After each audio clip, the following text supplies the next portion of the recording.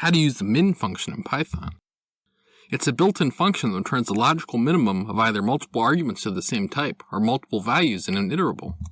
The logical minimum for strings is the ASCII graphically first character, and ASCII is just a system that maps between numbers and letters. I'll have the link in the description to the ASCII table so you can know which numbers maps to which letters.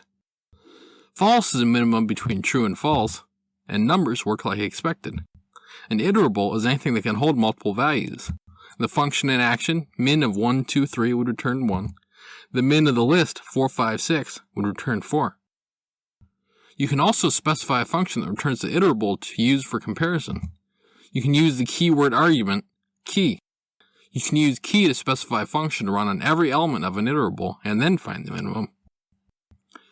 You have the chars in a list, capital Z, lowercase q, lowercase n, uppercase p. If you do a min on that list, it will be uppercase p, but if you do a min and then specify a key of stir.lower, you'll get lowercase n, because lowercase n comes first alphabetically. And just to note, that stir.lower key won't actually modify the list after that min function's done running. So your list will be like it originally was before you ran that function. Ciao.